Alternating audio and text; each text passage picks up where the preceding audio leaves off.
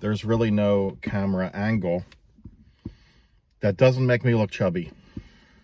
It is what it is. You know what I mean? I've got to do something about that.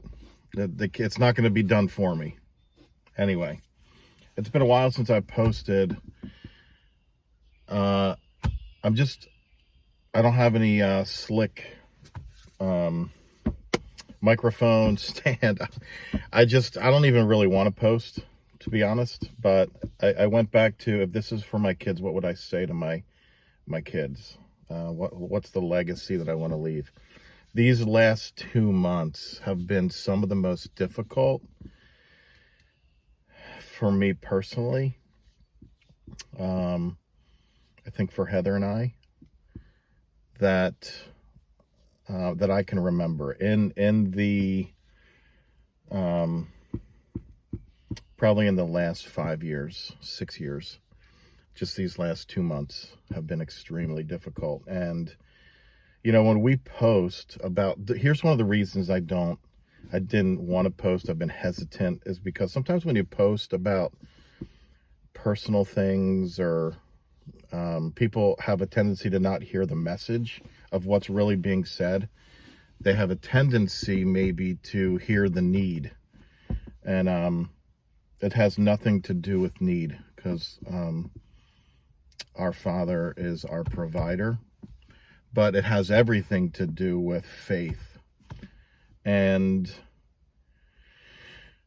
I'm just going to speak for myself. I'm not going to say we, because it's just easier to speak for myself. I am in one of the most trying times that I've been in a long time. And it's the kind of time where it's easy. I understand. I mean, I have understood, but I understand why strong believers in moments of trial and struggle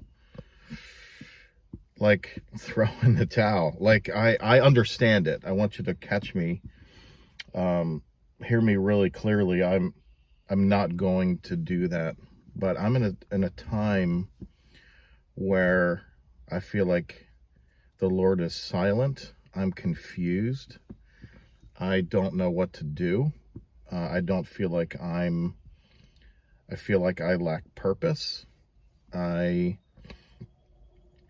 don't even know if I'm doing the right things, because I don't feel any way towards it. But I have to tell you, the quiet times I'm having are some of the best I've ever had. When you are so desperate, here's the problem. Here's how he gets you. When we're desperate, intimacy, so desperation can push us away, or it can draw us into an incredibly deep intimacy. And because he's a God of intimacy, he allows these things. He doesn't cause them to happen. I don't think he caused negative things to happen, or he doesn't do that. By his stripes we're healed, and he's the God of abundance. And ask and you shall receive, seek and you will find, knock and the door will be open. There's so many promises. We're more than conquerors. I can do all things through Christ. Trust me, I've been reading up on these. But he just is after our hearts, and it's a pain. It's a pain. And we're going to have words about this, like he and I. But, several months ago, a year ago, I was presented with an opportunity to be a partner in a business, and, just a lot of potential. Very cool. Like supernatural. Who says be a partner in a business for your sweat equity? Startup, a lot of potential. And, so I went for that full time. It was a risk. I believed, I felt like the Lord was in it. And, fast forward, I mean, it's been a journey. It's been challenging, but moving forward and good things happening for the most part. It was in Heather's heart and both of our hearts that it was probably time for her season of worship to wind down, which was losing income. But that's not what we were trying to focus on. We were trying to focus on, okay, what do you have for us? We're going to trust you in this. And So when she steps down, and like 3 weeks later, we lost funding for our business, basically. So that's on hold. So we were income less. And I hear the heart of the matter. This is really important. Like, this is really important that you don't, oh, how can we meet your need? We're having our needs met. You know, God's been faithful, and this is not what this is about, but it is important to hear. So that's one of the reasons I even, like, as I'm talking, doing this right now, I'm like, I don't know if I should send it. I don't know if I should put it up there, because it's almost like if we're talking about sin, or if we're talking about relational issues, or we're talking about anything other than money.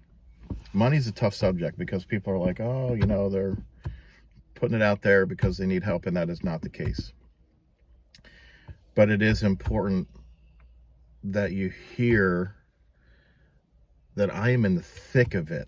Like, so I got a new job with I didn't know if it was right or wrong. I didn't know. I lost income. Was I lacking faith by looking for a job? Or am I supposed to look for a job? And now, granted, this other job is not, you know, the business isn't dead, but it can't pay me what we need. But that's like, I was like, okay, what's the right thing to do? And obviously, by the world standards, it's like, take care of your family, do what needs to be done. Yes, no problem. But the faith part of me was like, am I supposed to hang in there? It's the Abraham Isaac situation that I had a 3-part on. This is it. This is that situation. And I feel like my book title is When Isaac Lays Dead on the Altar, you know, because he hasn't come through. It doesn't mean he's not going to. He's going to do something. But in the midst of it, I mean, I am every day, I am struggling to lean into him, to hear him, to have the all joy and peace as we trust in him. Abraham, against all hope, in hope, Abraham believed.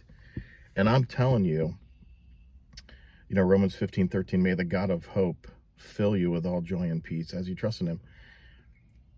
I am contending for that and losing. Just to be clear, I'm contending for it and losing, but I won't stop contending. And for whoever's out there that's like, I don't know that I can go one more day. I want to throw in the towel. I want to drown my sorrows in some kind of substance. I want to go take a nap. I want to end it, you know, whatever. You know, whether you're going through a divorce, or you're going through some kind of major issue with your kids, or a financial issue, or you're losing your home, or, I mean, in this world you will have trouble. And here's the point, and I don't even know what the point is, but I really have felt compelled to do this today. I didn't think about it. I put my phone up on the thing, and I just did it. But I'm choosing, even though, can I say this out loud? Like, at times I don't want to. Like, at times I just kind of want to point my finger at God and say, you're not who I thought you were. Even though, here's the problem, even though I can look back and he's rescued me from the pit. So that's real. This is real for me. So I know that I need to be thankful. I know that I need to, like in Isaiah 54, sing like the barren woman and shout for joy for the blessing that's to come. I'm working on that, and I'm not always succeeding. But I guess I wanted whoever's out there watching to know that there is struggle, that it is not easy. And I feel like the older I get, right, I'm going to be 50 next year. I understand why people are like, I just long for, my mom, which I'll do a video about her. She just longed for heaven. She was done. She was just so done. And she just longed for heaven. I mean, it's exhausting, right? It's exhausting. But I had a good word from my buddy Jim up at the church today that reminded me, in my weakness, he is strong. So I got a job selling solar, offering, that's a whole nother deal. Door to door. I'm 49 years old. I'm knocking on doors. Hear me really clearly. I'm not above anything. I'm not above working hard. I'm not above getting dirty. It's just not the plan I had for my life. To be here, knocking on doors, hoping and praying that it'll work out, because I don't know that it will. I really don't know that it will. I have goals to hit by a certain time period. It is outlandishly challenging as a homeowner.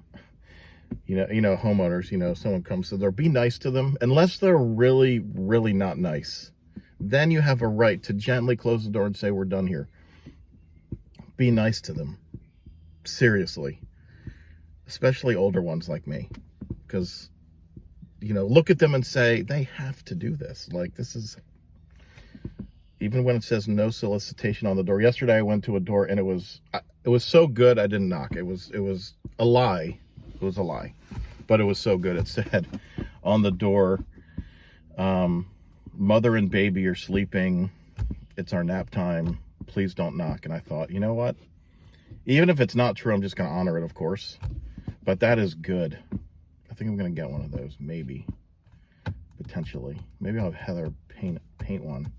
Heather's a really good artist, by the way. She's going to be painting some things and selling them on Facebook. So she's outlandishly talented. I feel like when God was handing out gifts, there were certain people where he was, when you're cooking, you're baking, and you're like, just have a little extra for that little kick or that sugar high. Heather got a lot extra. She got a lot extra.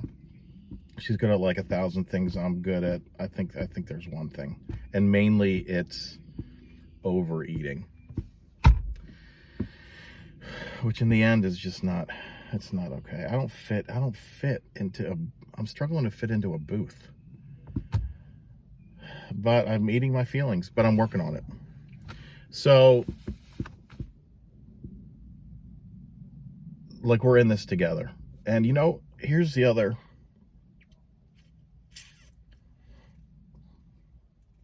very important thing.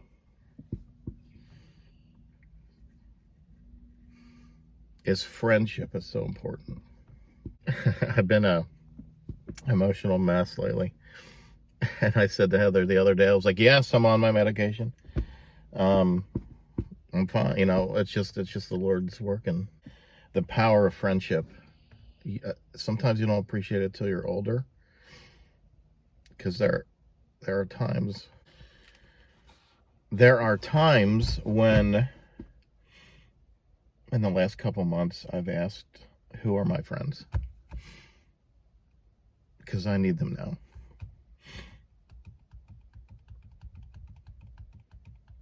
And I haven't ever really been one to reach out. But I have reached out lately. So just remember, if you need a friend, reach out. If you need somebody to just pray with you, just reach out. Just to a friend, to me, reach out to me. We can tell war stories and pray and just talk about how faithful God is. That's really important, that we just talk about his faithfulness. But also remember to be a friend. it's almost like when my mom passed and we had the memorial service. You don't know until you're in it, until it's actually the service is for your loved one, how much it means when someone shows up. And man, I was like, there were several people I was like, what are you doing here? What are you doing here? You drove the X distance, or we're not even that super close. Like, man, it meant the world. So remember to be a friend. We need to get outside of ourselves. And that's including me, by the way. I come across as very extroverted, but I come home from work and I get in my boxers and pray that we don't get a knock on the door because it's weird. And I just kind of hang out. I'm a hanger-outer. But we do need to reach out. This is long, and I'm gonna edit some of it here. But I'm contending for being encouraged. I'm remembering what he's done. And even when I feel like he's silent, I still have his promises. And I'm going to knock on doors today. And just say, Father, what do you have for me today? I'm going to treat people well. I'm going to spend some time with the Lord, get my heart ready. I have no idea what my future holds. None. We have some things in our hearts that we want to do. We have ministry which is a miracle. I feel like I'm further away from that than I was 3 years ago, 5 years ago. But that's okay. So contend, hold on. Like, I'm going to hold on. And sometimes I want to let go. But he already knows what's in my heart, so I might as well tell him, right? But I'm going to hold on. And I hope it encourages you to hold on to brothers and sisters and friends and family. Go get them today. Be encouraged. As Pastor Dave used to say, always says, be encouraged. Be encouraged. Have a good day.